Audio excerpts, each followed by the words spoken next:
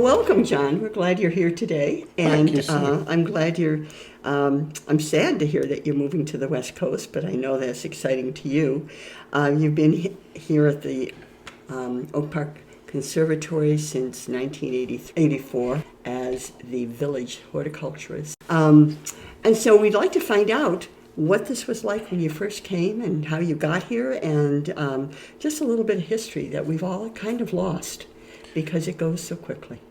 Basically, I grew up on a dairy farm in Devonshire, South Devon, and my father gave me a small plot in the vegetable garden to grow vegetables and flowers, and I did that, and I enjoyed that greatly.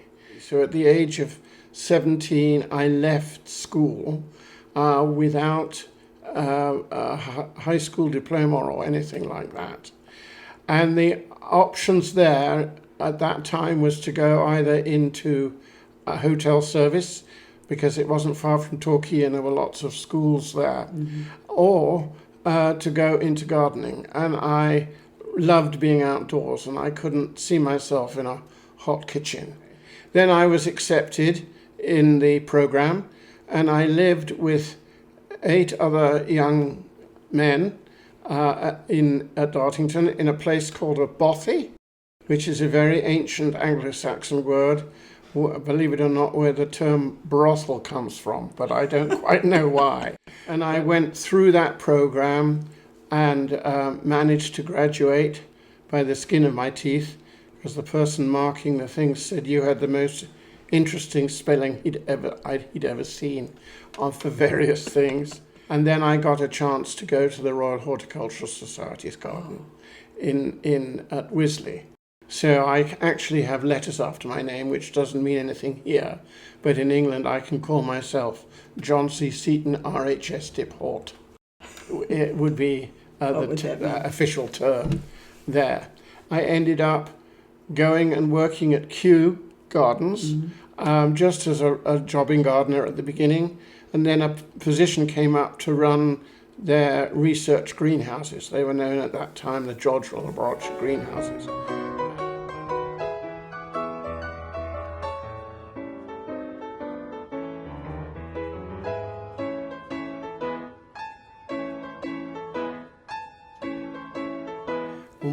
One little girl came in one year, many years ago, and said, "I have to move, and I can't take Pip with me." And I said, "Who's Pip?" She said, "Well, it's my parakeet. And this is such a lovely place. Could he be here?" So that was the camel with its nose in the tent at the beginning. That blossomed, and we had Lady Goullion finches, we had all sorts of things over the years.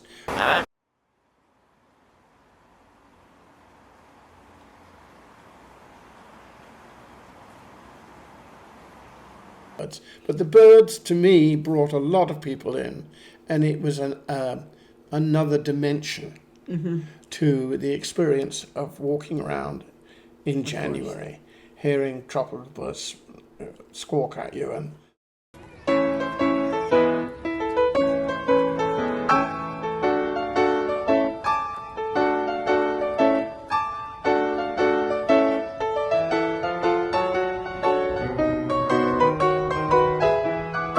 thing that occurred was this hail storm, and it started to hail, and we ran into somebody's house and could hear glass breaking in their glass porch or whatever.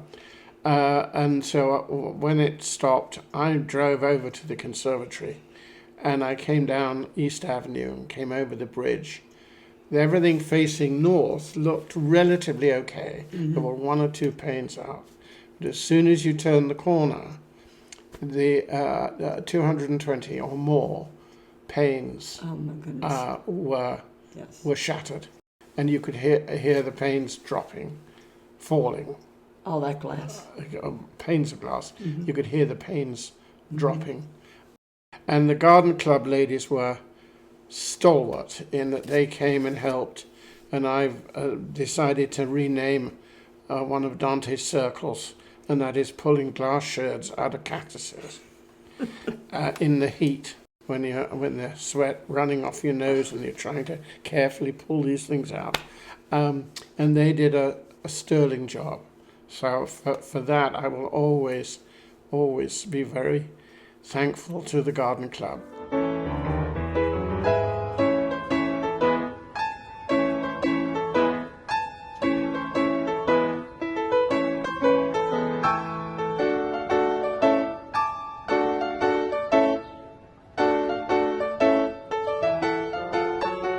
I think the happiest memory, apart from the time when the plant actually went through the roof and I got my 3 minutes of fame when I was on Channel 7, Channel 9 and Channel 5, and people would come in or they would go to Garfield Park and they would say, "Where's the plant?" And they'd have to say, "Oh no, that's in Oak Park." So that was kind of special.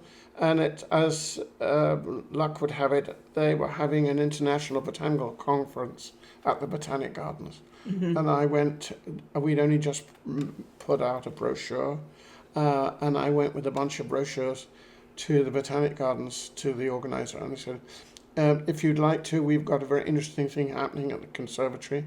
If you'd like to do a field trip, anyway, 30 people came and they went through and they saw the plant going through the roof.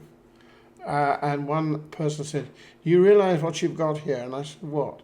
He said, "This ficus that looks like Ficus benjamini is actually Ficus longifolia, and it's quite unusual. Sadly to say, they've cut it down."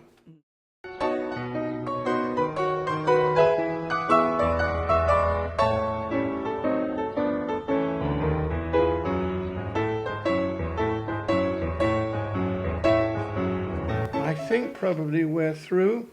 You've got enough stuff to put on the cutting floor as it is.